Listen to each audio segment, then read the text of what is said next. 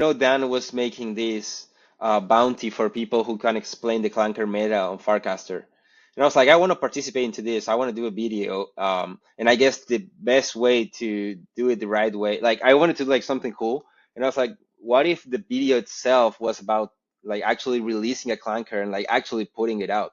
So that was the main idea. At some point I was like, might as well like do something like with the groupie or like whatever. And I was like, I had this idea that this like redacted groupie idea. I already had minted it one on Sora, and I was like, I'm coming back to this character and seeing if I can like standardize it a little bit more like a meme or something like that. Um, and Gdupi is just like groupie said, like a stupid way. So it's basically basically the idea was like you can't even pronounce the ticker without feeling stupid. It doesn't make sense. Like, and I haven't seen like many art clankers, so I was like, why not? I saw that the community actually like took it and like was able to like do different stuff with the meme, like incorporate it and like have fun with it. So I was like, okay, it works because like with memes and stuff, you can't just say like I'm gonna create a meme and like put it out and like expect people to like relate with it. But when I understood that it had potential, that people were actually like relating to the redacted Gdupi, which is so fun. I was like, yeah, there is something in here worth working on and like evolving. Yo, yo, grab your headphones, get ready to vibe. ZEROPOD is coming at you when we're doing it live. ZEROPOD, yo, I said ZEROPOD, yo. ZEROPOD. Welcome back to another episode of ZeroPod, a zero copyright video podcast for people who enjoy Ethereum. This week, our guest is from the more artistic side of the onchain world, and it was an exciting one for me to record because I've been a fan of his work for years, and more recently, we've become friends as he's been a contributor to the Yellow Collective, and like me, very active on Farcaster as well. Please welcome to the pod, Yon, the self-described degenerative artist behind the Peaceful Groupies, the Yon Experience, and more recently, one of the first artcoins launched via the Clanker AI agent on Farcaster, Redacted Gdupi. On this episode, we talk about Yon's youth in a small Argentinian town, how he moved to Europe and carved his own way as an artist, how he's been a constant early adopter of on-chain trends and tech, and what's next for him and Gdupi. This was one of the most chill conversations I've had on the pod so far. I really enjoyed it. I hope you do too. So without further ado, let's keep it Stupi Gdupi. I'd love to hear a little bit about sort of the Yon story for those who haven't heard about it. Where did you grow up, and what was young Yon like? So I grew up in a place called Chaco in Argentina. It's like in the not in the very north, but it's like up there in the north. And it's just like a small place, not much going on. And yeah, I was always like very fascinated with characters, with like video games. Um, so my main like interests when I was a kid was like drawings, cartoons, and then music and video games. So at some point, I guess I developed this love for like character design, and I started getting deep into that. Um, I was the guy that draws at school, the guy that's like there's always like one of those in every class, right? So I was that guy, and I was just like drawing for fun. Do you remember any of the characters you designed back then? Like, are there any that you still draw when you doodle? Yeah, tell us. I was obsessed with Pokemon, with Digimon. So I was like drawing them and like yeah, I was just drawing it and putting it like at home and stuff like that. And then when I started growing up more, I became obsessed with The Simpsons. And I think that's like something you can like see through in the groupies sometimes, like the way the eyes work and stuff. Um, yeah, The Simpsons were like such a great inspiration for me too. The Simpsons is just such a crazy franchise. Like to have an illustrated cartoon that goes on for that long is just kind of insane, actually. And like in every way, like they cover like everything. It's literally like crazy. Yeah, do you ever like go down the rabbit holes of like the Simpsons time travel, like Matt Groening is a time Yeah, traveler conspiracy? yeah. Yeah, I It's mean pretty everything is so fun, dude. it's pretty fucked up when you when you read Yeah, into it. Yeah, yeah. no, That's no, cool. So you had some Simpsons inspirations. What about games? Obviously, like Pokemon. What other kind of games did you like playing? I was big into Grand Theft Auto too. Um, GTA, San Andreas, Vice City. I was playing a lot. Um, and yeah, I guess I was playing a lot of Pokemon to be honest, like the Game Boy Advance emulators and stuff. I had like that in my computer.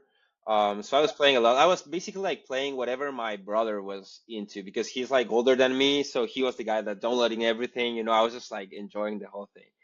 Yeah, So yeah. yeah, The good kind of hand-me-downs, the games. yeah, yeah, yeah, Well, yeah. is your brother similar to you? Like, is he kind of artistic as well, or are you guys different? He's an artist, but like in a very different way. Like he's actually an economist, like an entrepreneur, and yeah, he's an angel investor. Like he's like super involved in like the world of investments and gastronomy too. He runs like a little franchise. Well, not little at this moment, but like a franchise of pasta. It's basically yeah, you go and like, it's like a Subway for but for pasta. You like choose whatever you want and then get it done like super fast and like the quality is great. So that's like his main baby now, I think. Awesome. What other pastimes did you have growing up? Or did you play any sports, or what else was Jan doing when he wasn't drawing? I played basketball all my life, so I feel like in my whole life I was just like every time just trying like to do like something like find like something that I wanted to do like really well. So at some point basketball was like my passion and like what I wanted to like I want to do like this like every day. And that thing like switch sometimes like it was like video games. At some point I wanted to become like really good at Fortnite and shit. And then I started to take like drawing more seriously. Um, but I guess like basketball and then like drawing and when I started growing up I started playing music too. So I guess those are my like pastimes, like stuff I always enjoyed doing. Is basketball very popular in Argentina? I thought it wouldn't have been that popular. Yeah, I mean it's not like football that everybody's playing, but yeah, every little city has like at least a few like courts and like a team at least. Nice. Does that mean that you're getting doxxed as tall? Is that are you more of like a or a point guard? Are you point guard height or center height? That's what we need to know. I was playing with position four. I'm not sure the name in English to be honest. Yeah, shooting some trees, sometimes getting in. Yeah, I'm not that tall. I'm 186 in meters. Yeah, we're weird, man. I'm Canadian, and we use we use the metric system, but we also use like a bunch of imperial stuff mixed in. It's really fucking weird. Like we do centimeters and kilometers, but we do our height in feet. So I don't know what centimeters are for height. Yeah, it's really weird, man. Canada's a weird place. Have you ever been up here? No. No, no, I really want to go. I have a few friends there, so really intrigued. And everything seems so nice too. If you're gonna make the trip, and you might only do it once in your life or whatever, make sure you go to Alberta and go to Banff. That's the most beautiful part of the country, probably. There's a lot of beautiful places, but Banff is just incredible. It's like mountains and like turquoise lakes and all the rest. So yeah, go check it out. All right, so let's talk a little bit about your professional development, I guess you could call it. I remember reading a story that I'd love you to tell our listeners about how you went to Paris and what happened when you went to Paris and why you went to Paris. Tell us about Paris. Yeah, Paris was super beautiful. But like what happened at that point, I guess I was having like such a weird like relationship with my parents. I guess like the whole story is like at some point I realized that I wasn't like talking too much with them or like doing anything with them. Like I wasn't interested and I was like so on my own thing and on internet and stuff. They are super like they're older than me, like super oh, for sure, but like super older. They were like older when they had you. Is that what you mean? Yeah, yeah, yeah. So at some point, you don't live like the same reality. I don't know, like whatever they were like, they grew up with all that stuff. It wasn't like relatable at all to me. So we were like super like difficult to get along with. And at some point, I started smoking weed and stuff like that. That lead to like a whole lot of shit. And I was like, dude, I need to get out of this house, like just so I could be like in peace. And I had like when you're in Argentina, there's not really much you can do. Like if you're younger, like working as like in a hostel or something like that would not pay a month of your bills. You can make a living. So I started looking for ways to go out, and I started looking for Europe. I've been to Paris. A lot of stuff happened, but basically I started working as soon as I finished school. I saved money. I've been to Paris, and I started working in a hostel there. It was pretty cool. I was working the night shift, just like 3, 4 days a week. Um, and then I was just coming back home at 8 a.m. after the whole shift, and just sit down and draw for hours until I fall asleep, and then wake up to work. And then like it was just like that. It was like a spiritual thing for me, just going there. I didn't even have friends. I didn't make friends. I was just like by my own, doing my own thing. It's really interesting because I actually worked nights for a period of my youth as well when I was in first and second year of university or college. I worked at a like a hotel. I did their overnights, and it really fucks you up a little bit, as you can probably attest to. But it also is like a great way as a young person to save money because it like removes yourself from society. So you're not like hanging out with your friends because you're like working in the evening, working all overnight, and then you're sleeping through the day. So it really like messes you up. So like I probably like made and saved more money, that year when I worked overnights because you're just like voluntarily removing yourself from society. Dude, I'd never thought about that. That's actually like a great explanation. But yeah, that's definitely the feeling. Yeah. It was such a It was such a good way to just like lock in.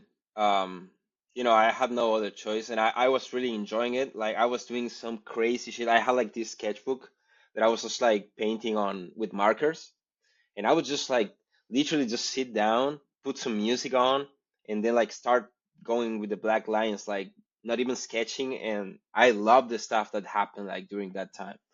Like I have the whole sketchbook and it looks so good. Like for me, it's like the best. Like when I saw the like evolution for the first time, and like the fruits of like saying like, okay, I'm gonna fucking like do this thing now, like get better at it. Yeah, kind of like the 10,000 hours theory or whatever. Like if you just Yeah, sit down, lock in, spend your time, that's how you get good at something. yeah, yeah, yeah. I think if I read correctly, you got some of your first clients during that time. Is that right? Yeah, yeah. So I started going into Reddit, and I was like, okay, I'm very confident with what I'm doing. I had this little Wacom table. Um, so I was like, okay, I'm gonna start trying to find some jobs on the internet. So of course, the whole idea was to like start working at the hostel, but then like transition into just like doing my own thing. So I wanted to get involved with music, do like album covers and stuff. It's like my favorite things mixed. So I started going into producers subreddits. So I would just be posting like there's like this subreddit called We Are the Music Makers, and it's like about like posting your stuff. And I was just like shielding my artworks and be like, hey, you need an album cover, please, like just leave a DM. And and yeah, I got a few clients doing that, but I only did it like I could do it like 5 times until they started like banning my posts because I was literally just like doing collages of like my works and being like, hey, uh, but yeah, that got me banned. But like my first clients, You gotta sell yourself, right? Get your first clients. That's cool. I remember hearing on a different podcast that you said your parents weren't super happy that you that you wanted to be an artist, and they kept telling you that being an artist wasn't a career. Was that like a motivation for you to prove them wrong, or did you just always believe that regardless of what they thought, that's just who you were? Love to know your kind of thoughts on that. no, to be honest, like they were just like not interested at all. I don't think they were like, no, art is not a career. Um, but they never had any impact on what I wanted to do anyways. So I had like this like weird relationship with them. So it's literally like I never really like took any opinions from them. I don't know like what were they thinking about. It was just like me making my choices. Um But like when I started to so at some point I studied for graphic design in Argentina, but only for a year. Um, that's like the year that I actually like got to like travel to Europe for a vacation and then be like, oh shit, I need to like come here, and then like came back, worked, and then but yeah, they were just like not interested. It's not like they were like saying no, don't be an artist. Like so so yeah, I don't know. It's just like felt natural for me to pursue that career. Um, I wanted to do music for a long time. Like that's like the thing that I really would like to do more than drawing, to be honest. But like drawing has become this way of expressing myself that now it's like hard not to talk, like not to like express myself through the that like visual art. It's just like so easy for me. It's just like for a guitarist to like play the instrument. For me, it's like just drawing stuff. So it's hard to yeah to get like separated from it. I think it comes across in your work too as being like super authentic when I see the things that you make, even though they're done in like a very casual, like doodling style, they don't feel like doodles. They feel like very, poignant illustrations to me anyway. Yeah, thank you. Yeah, yeah. I try to put like some like some ideas that I go through. Like it's literally like I feel like every piece that I do, it's literally just a portrait of whatever I'm living in the moment. Just put in a way that it can be like if you look, it's like a very happy, like colorful thing. But if you look like long enough, you'll notice like more like dark touches or like something like deeper is going on. At least that's kind of like the things that I like to do in my works. To support like a weird scene, you know. Awesome. Yeah. Let's talk a little bit about crypto. This is a crypto podcast. So I'd love to hear about, how did you end up in this crazy place with all of us? What was your first introduction to the on-chain world? So during the time in Paris, I was actually like saving money, as you said. So I had more money than I needed, to be honest. I was just like saving, and my brother, he might tell me might about crypto. I don't remember, but like somehow I knew that okay, this thing is like the money of the future, like the thing that I need to be like looking. Um, but I didn't really get it. But at that time, I just made like a Binance account and I started buying Ethereum and Bitcoin. Bitcoin was around, I don't know if it was like 2000 something or like 6000 something. Um, Good price, good entry. yeah, good entry price. Like if you, Too bad. uh, Too bad you probably used it all to buy drugs, right? dude, and I was by that time I was just like saving crypto, right? But I couldn't understand. Like I was like researching about like blockchain, but it just like didn't fit in my head, you know. It's like I couldn't understand. So I was just like holding that, but I was also into Counter-Strike and skin trading. So I started to roam these skin gambling sites where you will just like deposit a CS:GO skin and then like gamble it and then get a better one or even like money back for Steam and stuff like that. So did you? Who did the development for that? Did you find someone, hire someone, or did you do it yourself? Or?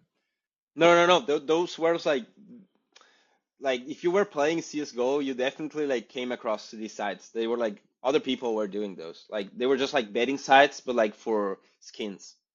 And Okay. somehow, You meant you were just gambling on those. You were just yeah, yeah, yeah, yeah, yeah. okay, okay, Yeah, okay. yeah, I was just like doing stuff with the skins and stuff.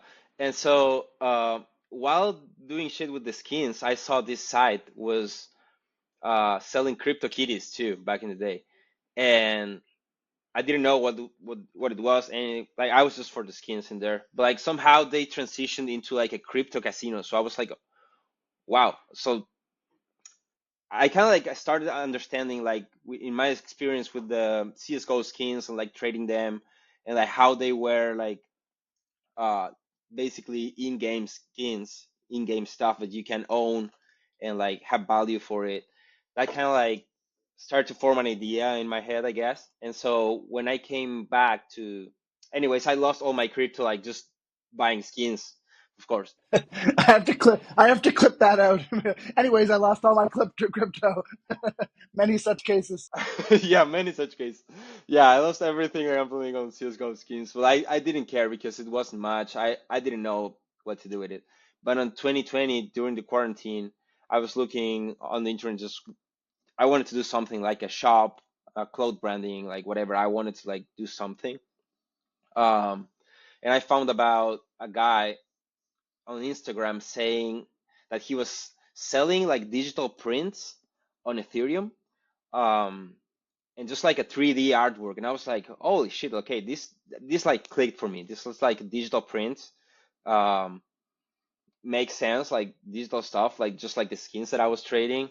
And with Ethereum, which I was already familiar with somehow, so I started going like all in into that. I remember that piece was minted at super rare, so I was like, okay, I need to get into super rare. I went to the site, I saw like this was some sort of like a closed thing. It was like super weird, like the whole thing around super rare at that time.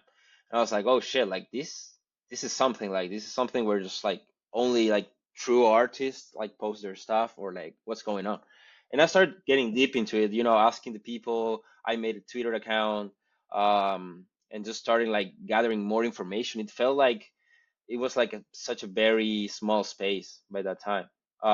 It's funny, like, I talk to a lot of people on this podcast, and it's crazy how often they say that their entry into the space was in some way, shape, or form speculation or gambling. Like, we love to like demonize it sometimes in the industry, but like, oh, you shouldn't be gambling. But like every single person I talk to, that's usually the hook that brought them in. Like maybe they were on Top Shot, or maybe they were brought in by the NFT hype, or they were brought in by, like you just said, like gambling on CS:GO. Like humans love to gamble, and like I think that is one of crypto's like superpowers, even though we don't like to think about it sometimes. Is that that's often, maybe it's not why they stay, but it's why they come.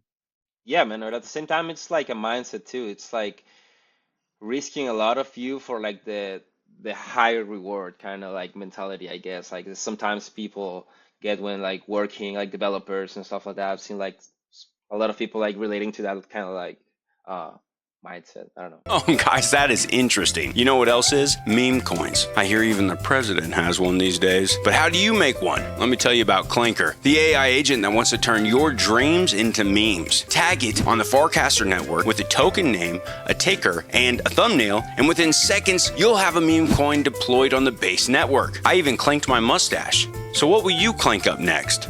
Check out more at Clanker.World, or if you're not on Farcaster, Clank.Fun. Enjoy the rest of the show. So we've gotten to the point of the story where you've discovered NFTs, basically. But do you remember what your first NFT was that you collected or bought? Yes, sir. I mean, I don't know if like the first, I remember the first one that I was like, okay, I'm gonna buy this NFT, like really like mean to like collect it, because sometimes you get like some friends and stuff like that. But the first one I bought, like really put my money on it after selling a few, it was a Beeple on Nifty Gateway. It was the ball run, and I bought it for, I think it was like $969, and it felt like so much money for me at that point. Um, and yeah, after that it all went up. It went crazy, and I sold it for like 5K, and then it went to like 100K or something. It was crazy. It was, dude, it's like crazy story. I really got into NFTs more so in 2021. So one of my first big wins was a pudgy penguin that Mm. I bought for like zero point 0.2 ETH, and then I ended up selling it and feeling like a genius at like 5 ETH. And Yeah. I'm telling my wife, like, this penguin, I just sold it for like 20 grand. Like, it's amazing. And she's like, I don't know, that sounds sketchy. And then, of course, now pudgies are trading for like 30 ETH. So I guess the moral of the story is hodl, I guess. Yeah, but that's what like gets you like to understand how things work too, and that gets you hooked because like I'm sad because sometimes people get the opposite experience. They just get into crypto and they have like a bad experience first, and that like for a lot of people that just like puts them away for forever sometimes, or for long, you know. So true. We got a visitor, special visitor behind you. Yeah, Who's that? this is Venus. Venus? Hey, Venus. Venus. Welcome, She welcome to came all the way ZEROPOD. from Argentina. Nice. Yeah, we're traveling with That's her. cool. Love it. Okay, so yeah, so you got your first NFT. What about your first NFT? When was the first moment where you were like, okay, I'm going to do this. I'm going to create my first piece of digital art? Um, I think just as soon as I started, like I understood the idea, I started looking into super rare. I saw that I couldn't like easily get in, and I understood that I had to like build some sort of way to super rare by that point. Um, so one of the ways was to find one of the open platforms, which was Rarible. So yeah, I just got into Rarible and started minting my first piece, um, which is called. I was just like doing like a little list of all the pieces that I've ever minted. So yeah, it's called um,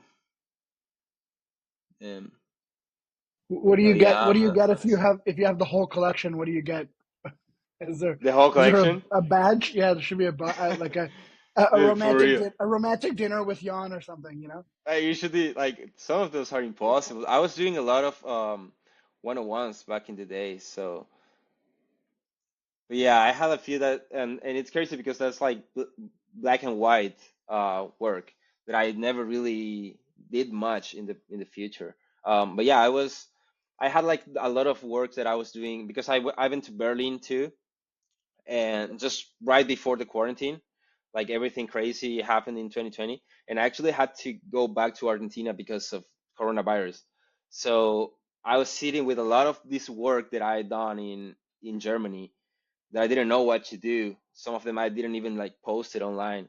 And when I found Rarible, I was okay. I'm gonna like put everything in here. So I like started uploading some of the stuff. I was um, selling them at auction house on Telegram from Daniel Pan. I don't know if you know it. The Aga. It was like super iconic.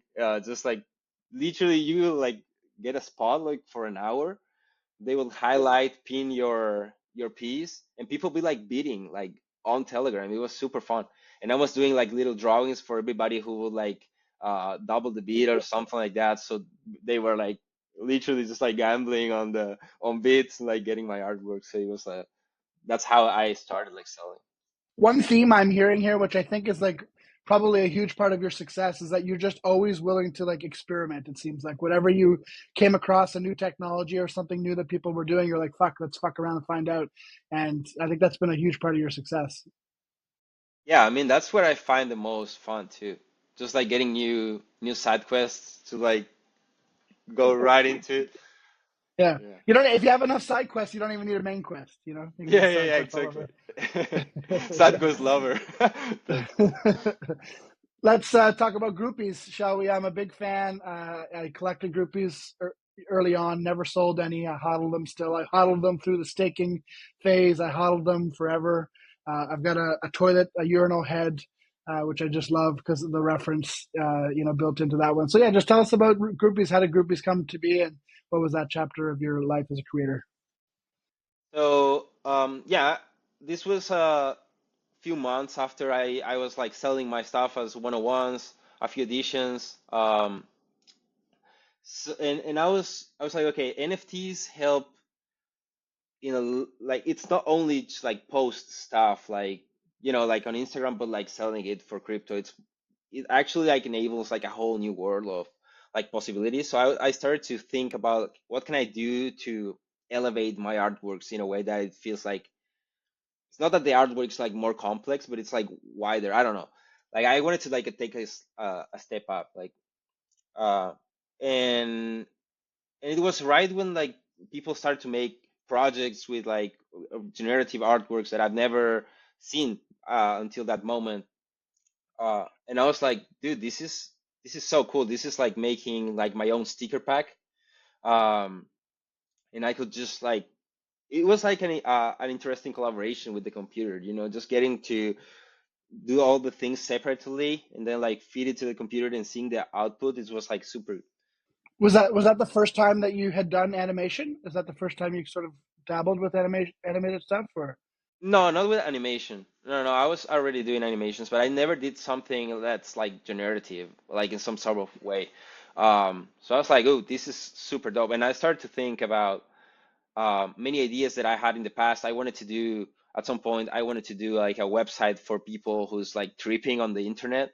to be like, oh, I'm gonna enter like this website and see like cool shit. I wanted to do like a group for a subreddit too at some point, that it was like a trip seating thing where it's like a chat where you can get in and like people is always like good vibes and shit if you're like bad tripping or something. An embedded video that just shows another brick in the wall playing over and over again. Like driving you crazy actually. uh but like yeah, all of those ideas started to came into one, you know. It's like I can do like all these characters who are part of this world, and I can have a Discord chat with all the people involved that holds a groupie, create like a community, and some sort of. It was also like a good finding for me because it was like the character I always wanted to have. You know, like an one character I could easily portray in like different situations.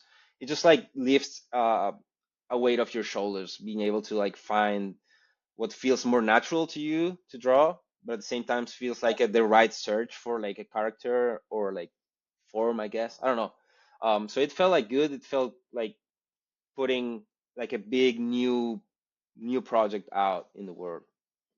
Yeah, and for those who might be listening and maybe this is their first cycle and they weren't around during that froth, I think you're being kind of humble, but like, the Peaceful Groupies was a pretty major collection at that time, sold out like that, 10,000.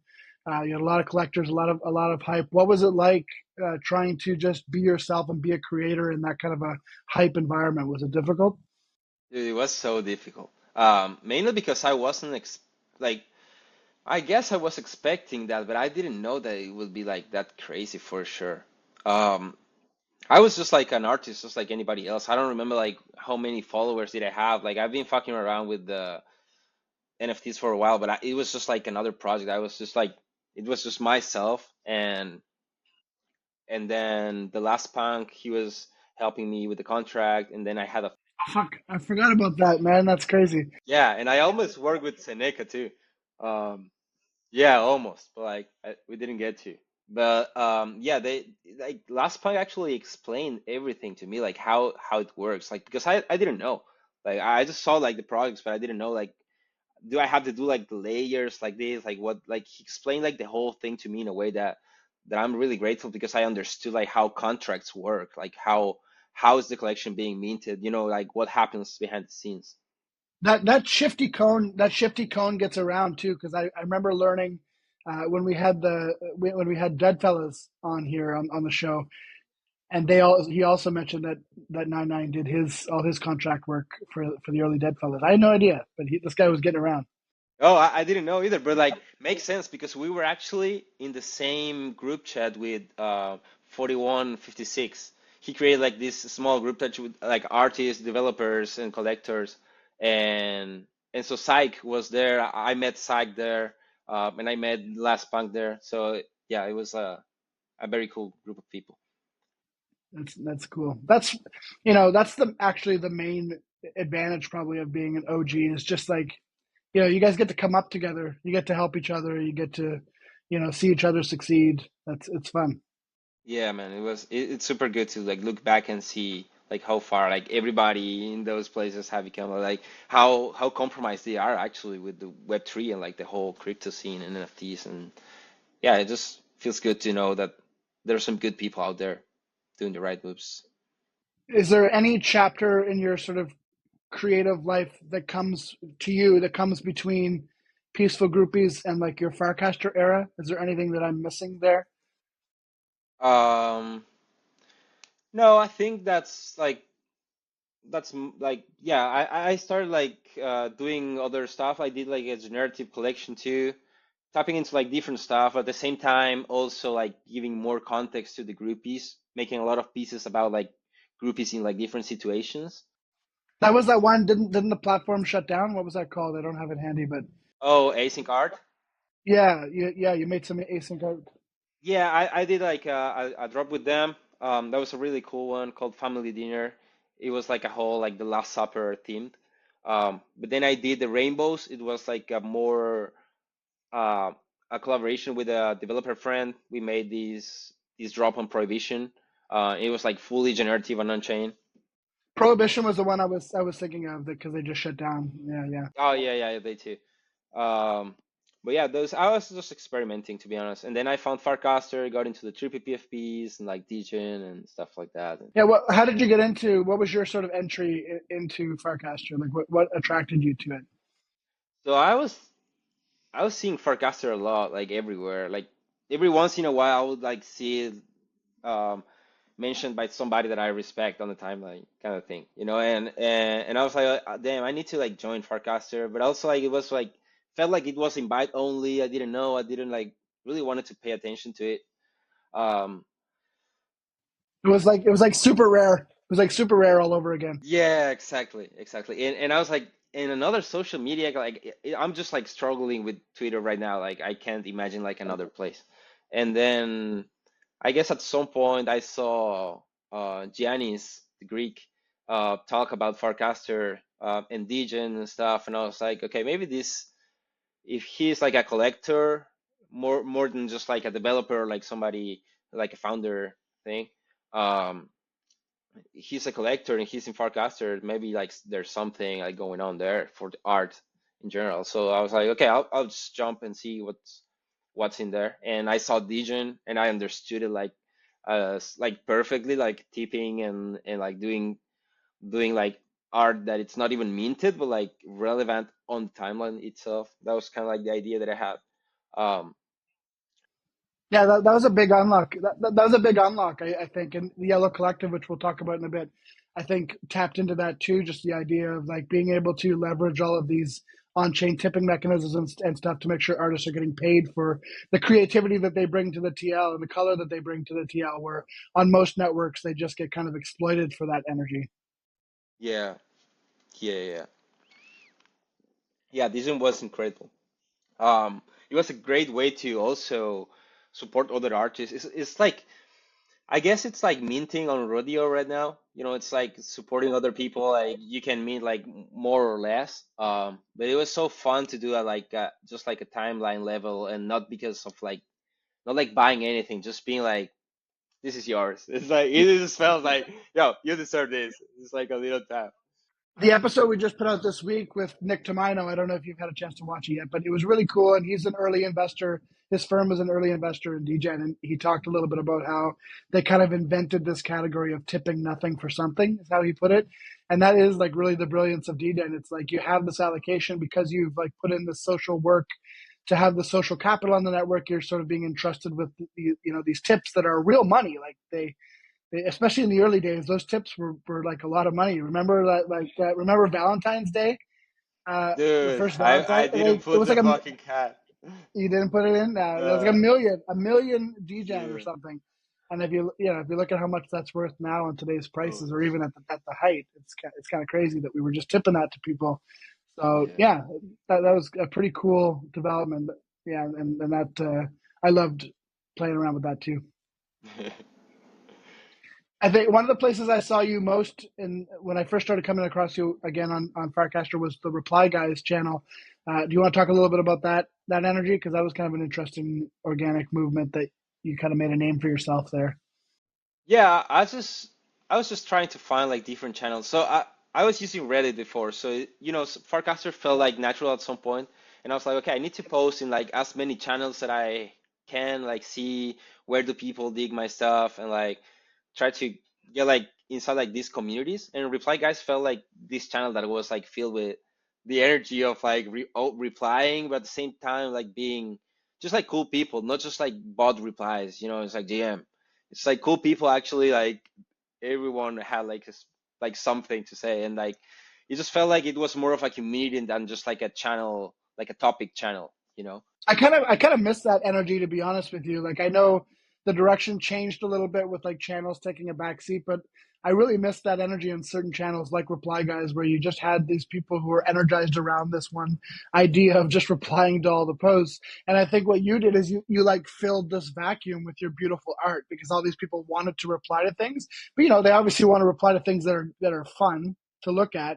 And so when they see your like fucking amazing art, they're like, yeah, fucking right. I'm gonna reply to this because I mean this is awesome.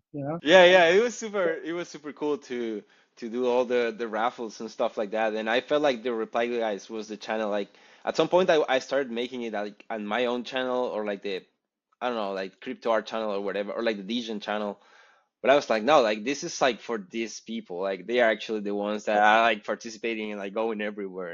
And yeah, it felt like a really cool like synergy together. Well, I should have worn it, but I have the T-shirt that I love that I wear all the time, which was your Reply Guys T-shirt. Can you tell can you tell that story of how that came to be? Because that's a fun story. Basically, like at some point I decided to do all the like a lot of like my friends in the Reply Guys channel. I did like this illustration with all of them, and I just minted it at Sora. So people started minting. A little bit over like 420 editions are out, and then people loved it, wanted to wear it, and then Jason, he took the leap and said like, hey, I want to do like some shirts, and I want to do it with you. And I was like, dude, like if you want to do some shirts, like just do it. Like you don't need like permission or anything. And he just literally started making like dope shirts of the whole illustration and like sending it out to the Reply Guys themselves. So a lot of people have one. Even Dan, I think he got one at like Farcon or something like that. So it was crazy. It was I might be the only one who has a couples set. I've got one, and I grabbed one for my wife at FarCon as well. So we've got a matching, a cringy matching set. That sort of leads into one of the other questions I wanted to ask you about, because you're talking about, Jason coming to you asking for permission and you being like, yeah, if I can send it. A lot of your art, if not all of your art, has been released CC0, and I think that's obviously pretty unique. We love the CC0 here. You're sitting here on ZeroPod. We care deeply about, the idea of releasing your work out to the universe and seeing what the universe does with it.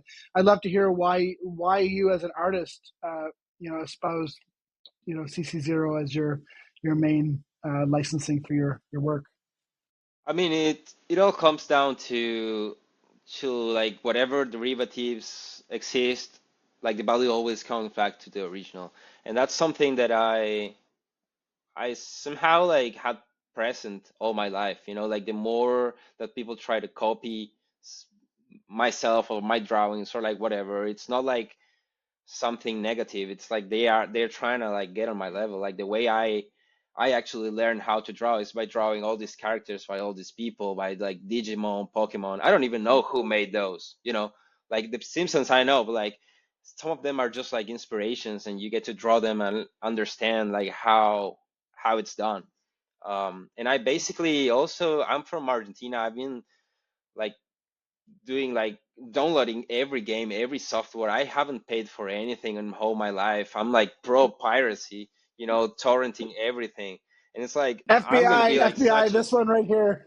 yeah. Come at me. I mean, but like yeah, I was like I've been pirating things like all my life. Like I'm gonna be like John, so you wouldn't download a stupidified. car. You wouldn't download a car, would you? Remember that ad from the 90s? I don't know. They used to put it on movies. I don't know if you ever saw that, but they had like this ad, or maybe it was only in Canada, but they had this ad that was like, you wouldn't download a car. And they were like trying to get people not to download Yeah, movies. not to stuff. Yeah. Yeah, The thing is, I those would ads were download a car. I remember if I watching that. I'm could. like, I mean, if it was possible, fuck, I would Yeah. download a car. I mean, 100%. nowadays you can literally like order them online and be like outside your home. So it's like That's right. ordering. Yeah. Or just 3D print a car. Yeah, exactly. Yeah, but I feel like art should be like for everybody, to be honest. And if I get, so basically also crypto has enabled me to sell my art on chain and be able to sell the original of it all, and make money off that. So I think it's also like a good move to say, okay, I'm giving it back to the world, like letting everybody profit of it if they want, because I also have the original and I'm able to sell it online too. Yeah, and that's the other piece of it too that people sometimes forget to mention. But like the immutability of the original being on chain is super important for something like CC0, because you're not just saying artists should give up everything they make for free and live in poverty, right? Like that's sometimes people's critique of CC0, being like, oh, so you don't think I should be able to monetize my work? But it's like, no, like the theory, the real theory, the bull thesis of CC0 is that you can be like Yon and just put all of your stuff out into the universe, and then also have that be accretive to, how do you say that word? Accretive? Accretive? I don't think I've ever said it out loud. But it's actually going to like accrue value back to the originals, ideally, right? Like the original Yon pieces, you know. And you've been very thoughtful with your minting as well. Can you talk a little bit about that? Because we've had a discussion about this too, about how like you don't want to just mint every illustration that you do on the timeline. So what is your thought process on what you mint and what you don't? So I try to work on the piece like the best artworks that I do, those are the ones that I want minted. And I do a lot of stuff. I do a lot of weird stuff, but at the same time, I also know like when I'm starting a piece, um, I know that I'm like starting a piece, like I'm starting like something like it's either like I'm gonna be like sketching and fuck like whatever, or I'm gonna be starting like something that will like be finished. You know, that's like the two like ways that I approach basically. Sometimes I just draw to fuck around like finding out, and some days I really want to do like something and I'll go for it. So those are most of the pieces that actually get minted that I know that I'm gonna be like finishing and like polishing and like I already like imagine it and like trying to put it out. Um, but yeah, What do you think about something like Rodeo then? Would you use a different wallet for Rodeo to keep that kind of stuff, or would you just be as picky with Rodeo as you would be with anything else? so I never used it just like for collecting a few pieces, but I never minted anything. But I guess I don't know. I haven't paid too much attention. It's like I was using Sora, and to me like Sora and Rodeo, it's like almost like the same thing, I'd say. Um, and I already have a contract in Sora, so it's not really like I don't have a necessity to move to Rodeo either. Um, Sora doesn't have like how's it called? The so you can't like put new mints into collections now. I don't know why. Yeah, so I'm not able to use Sora now, so I don't know. But like, yeah, I try to. I can get you a link, by the way, off the record. I'm in the Blueprint program, and some of the other artists in that program are having the same issue, and they got a link from Zora that allows them to add to existing collections still. So I'll send that to you if it's interesting to you. But yeah. Yeah, but anyways, I don't. I really think about like the work when it's finished. I will just look at it and be like, yeah, this deserves minting, or no, this doesn't. But like most of the work that I finish, um, and I treat like as a whole artwork when I'm like in the process, not rushing it or anything, those are the ones that get minted. But I was just like, as I told you, I was doing this whole shit of every piece that I had minted like every year and stuff, and I noticed like in 2020, 2021, I minted a lot of one-on-ones, and then 2022 and 2023, I minted like a few editions, like 25, 50 editions. And then this past year, I minted a lot of open editions, like more Sora mints and stuff like that. So the amount of editions has been just increasing, which is like a fun thing to learn too, because in the process, I wasn't really like thinking about it. Um, but yeah, it got me thinking and got me like reflecting a bit on like what's next as well, because I want like everything to like make sense too. I don't really like I like to fuck around. I like to experiment on chain, but I also want to have everything as organized as possible. I don't want like different wallets for different works. I prefer to keep like I had like one wallet, a different wallet first, and then I moved into this one, the new one, which I organized better. And it's like, okay, this is like my artist wallet from now on, and it will be for every contract that I put out.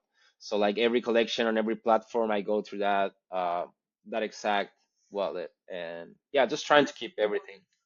That's the model I kind of operate on too, is like ENSs being like this overarching organizational structure for your art or for your releases, because as we've talked about earlier in this very interview, two of the platforms that you've put work out on before have now closed their doors, you know, with Prohibition and what was the other one, async art.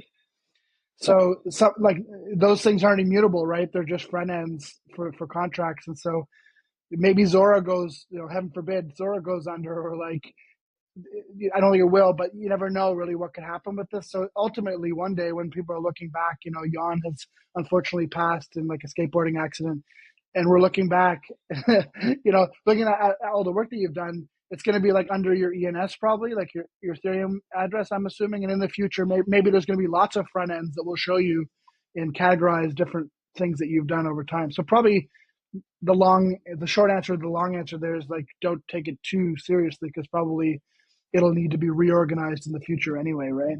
Yeah, definitely. And I don't mind, to be honest, those sites like closing up. I understand those are projects that I'll also like work or not. So if they closed and I managed to like finish my project in there, I don't care because the thing is already done. The collection is still there. Um, I don't like when I have like ongoing things and like stuff is like, for example, Sora now that doesn't like allow me to like keep on building my collection. That kind of like throws me off. But I just don't want to have like a lot of like collections that go to nowhere, on my. So that's basically I attach myself to like a few ways, and I go like I mean manifolds most of my own stuff. Then I have the hypersive stuff, and then I have the Sora stuff, which is more like for fun. Yeah, cool. I want to take a moment to like selfishly talk about the Yellow Collective, because actually tomorrow is the 1 year anniversary of the Yellow Collective. So when people are seeing this pod next Tuesday, it'll have been like 3 days ago. But we're gonna have a full week of celebrations for the 1 year. It's crazy to me that it's been a whole year. But I had to pull out the yellow swag for this one, because I feel like you've been, and I see you wore yellow too. I don't even know if it was on purpose, but see, you're A repping the little yellow in bit. the sweater. Yeah, a little bit of yellow swag. And you've been a big part of Yellow. You were one of our 10 artists that we did a drop with this year. It was really fun. It was actually inspired by the Reply Guys piece that we talked about earlier. So I'd love to hear a little bit about your thoughts, to put you on the spot and just ask you about your experience with the Yellow Collective over the past year. I think it's super. It's a super like welcoming community of nownish people. That Yeah, so for me, it helped me like make this shift because of like nouns I've been following since the beginning, but I was like, I don't know like how to like Discord is too much.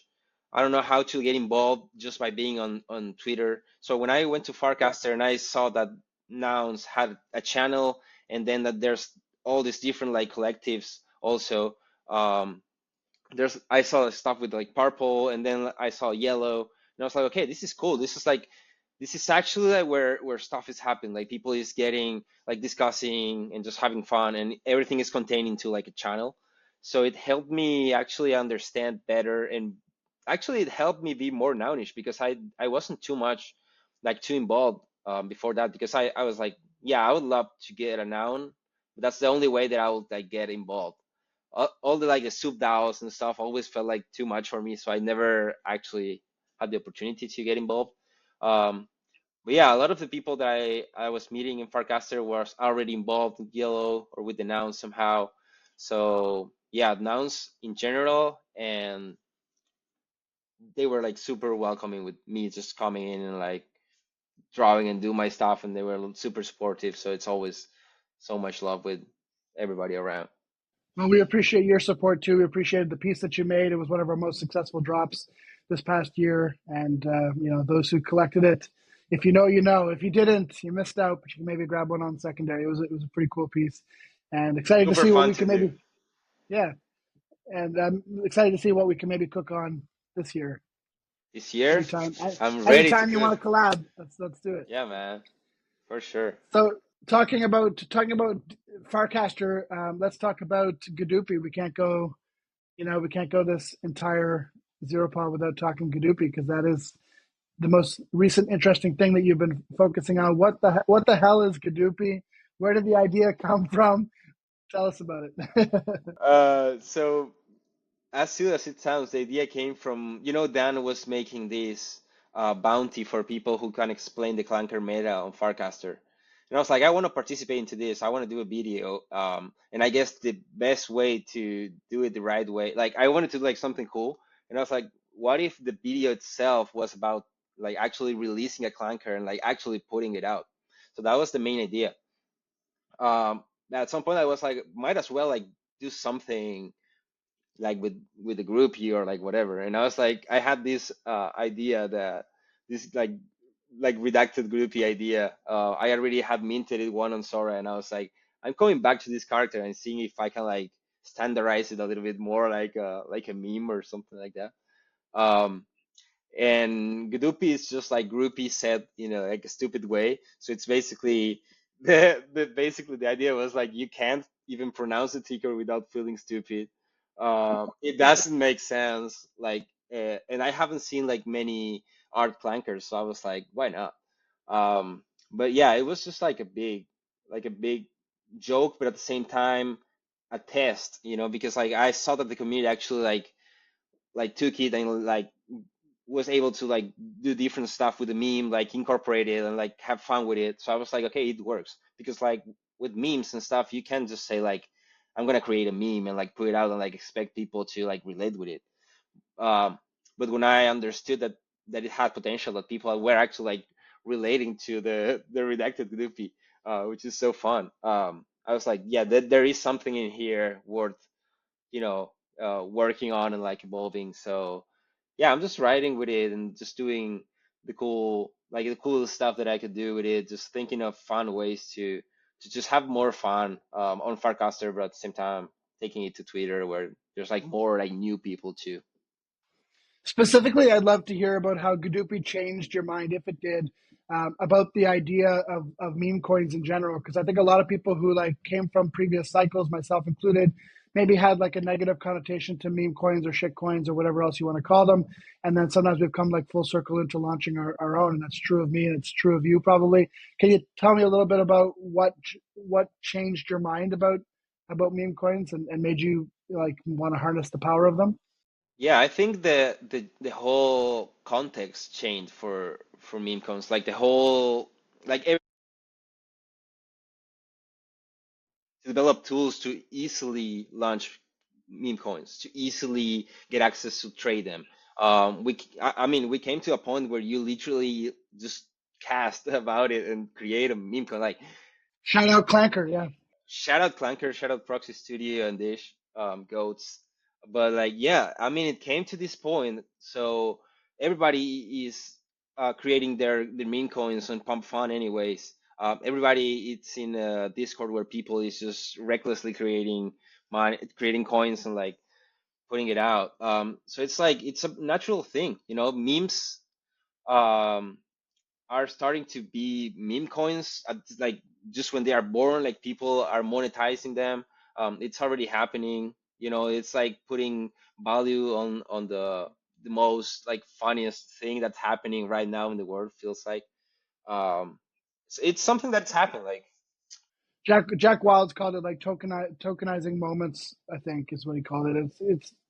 It's exactly what it is. It's like taking these memes and these funny things that happen on the TL, and like turning them into like these monetary instruments that people can play with. And I mean, at the end of the day, tokens are like the most native crypto thing. It's like maybe it's like just saying like JPEGs for like photos or like images, but like a token is the most like natural thing that can happen on chain. So maybe it's just a way of posting stuff, creating tokens. Like everything you post, maybe at some point will be tokenized. Like we don't know. So to be honest, I was just like, this is happening. Like why not fucking around with it? Like in a context where people understand that it's just like fucking around with it. Like I'm not saying like Gdupi is the next like investment you have to do because it's gonna go up. Like everything we every clanker we buy, I guess like separating it from all the actual products getting built, but like every other clanker we can actually expect it to go to zero because like we don't really know. We just deploy that thing on the like there, like anybody can do theirs, anybody can interact with it. So yeah, Yeah, it's just technology that's. NFADYOR. Yeah, exactly. And people know that. I feel like people understand that though.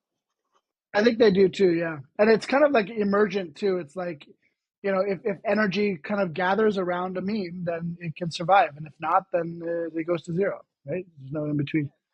I feel also it's kind of cool because I feel like Dupi is some sort of way to bet on my Farcaster success, or like not. I don't know if like Farcaster success, but like it's just another entry to like the Yon ecosystem, to like every like tokenized thing that I have. It's like having some sort of like piece with like, a lot of editions out. It's For just like a penny, right, or whatever it costs, yeah, less than a exactly, penny for maybe. like Like, whatever you want. but yeah, that's the other half of like what the power of ERC20s. I think is just this distribution that's inherent to ERC20s as compared to NFTs. And there's a lot of chatter in nouns right now with like Seneca sort of taking on the bull posting character, and like thinking a lot about like how does nouns leverage that like power of the ERC20 to grow its distribution, because it's almost like there's like this I don't know, like diminishing returns for NFTs at a certain point in time, where like you can only reach so many people, and then at a certain point in time, it's like, well, there's all these people that don't have 2 ETH to spend on an NFT, but they still want to be involved in nouns. How can those people get involved? Yeah, and you've got you've done well to sort of bring those people into GDUPI, right? So Yeah, exactly. And if it doesn't work, it doesn't work. If it works, I mean, we are still having fun anyways. I'm gonna be drawing more of that, so I'm just gonna be having fun with it. That's the plan, the whole plan. I think. and that's what we're here for, right? Allegedly, here for the tech and here for having fun. Yeah, man. It's more fun when number go up, but that's For sure. People agree. so. Let's talk about your move before we sort of wind down. I think you just made a big life move from Argentina to the United States of America. Can you tell us a little bit about that? What prompted that, and how's it going? Yeah, man. It's been going great. So yeah, we decided to move with my girlfriend and my cat to LA. I was meditating just moving to like somewhere else in the world, to be honest. And I was searching for cities with where I could be, where I could find like a lot of like art related stuff, but at the same time involved in like Web3. So I was looking at New York, LA, Paris, even Tokyo. I don't know, like whatever cities, like different cities. And Cities with scenes, basically. yeah, yeah, exactly. Yeah, because we were living just in our apartment in a small place. We didn't have like much going on outside. I feel back home it's more when I like logged in and like do a lot of stuff because I there's like not much else to do.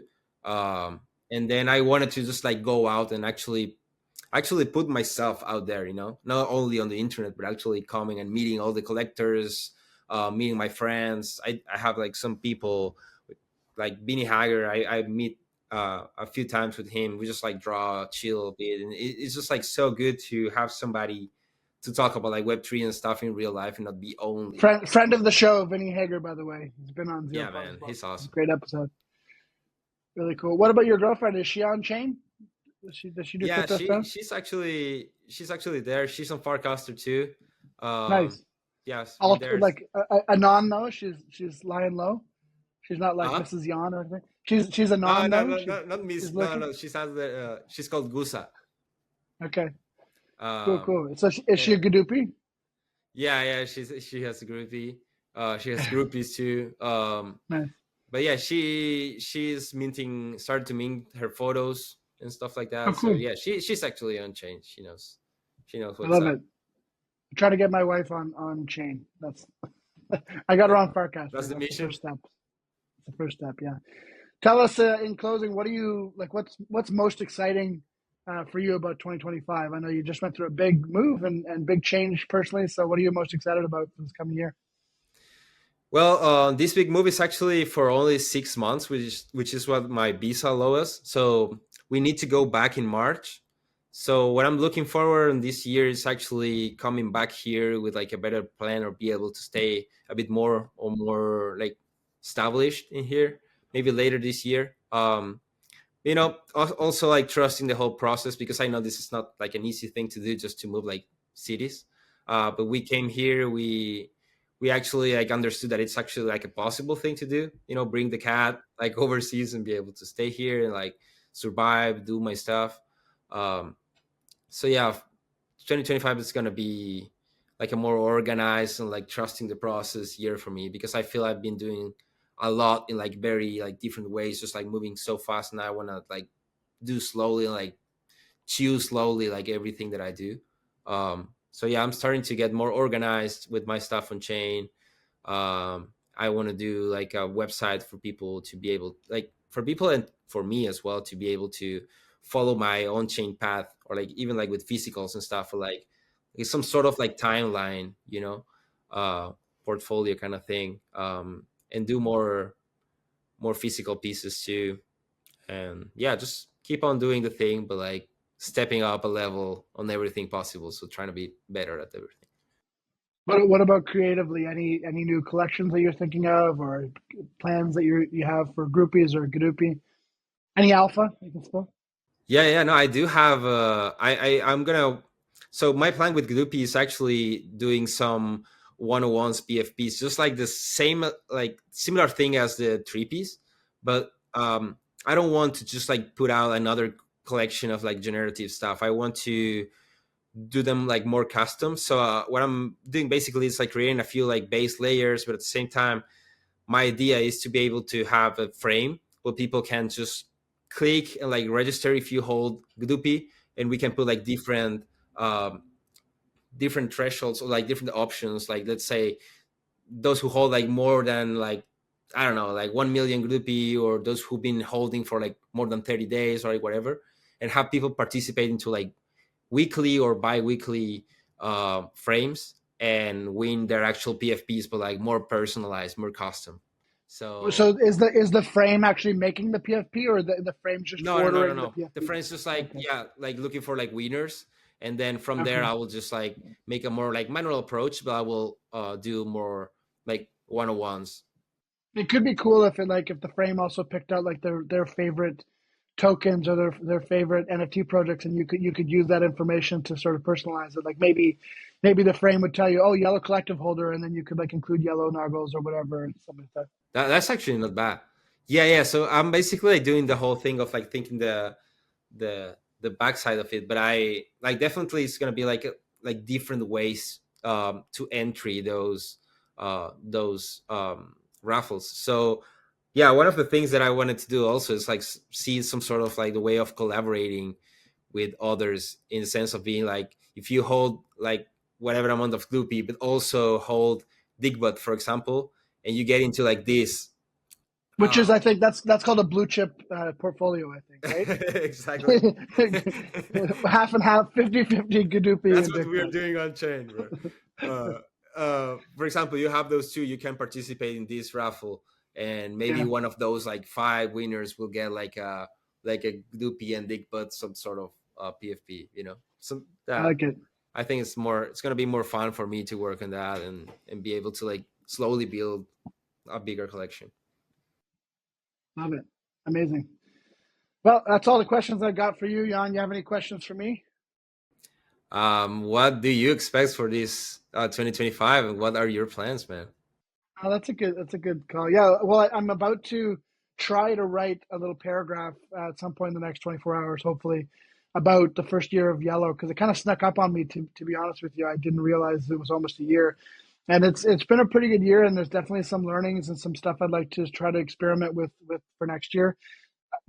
Broadly speaking, with Yellow, I'd love to see like other people stepping up and doing some things too. Like I want people to have more agency to just try different experiments. Like what Leo's doing is a great example. Like I did reach out to him originally, but I was like, hey man, like let's do a project together. There's money in the treasury to fund creators, and we got together, put our heads together, and he put up a prop to do the Yellow EP, which is actually the first single of this would have dropped last Friday. If you're watching this on Tuesday, make sure you mint it if you haven't already.